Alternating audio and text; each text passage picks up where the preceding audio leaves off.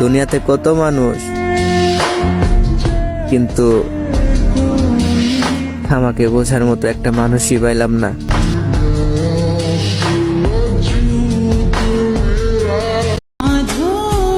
এমন একটা মানুষ দরকার যে বুঝবে, বোঝাবে, কিন্তু কখনো ছেড়ে যাবে না।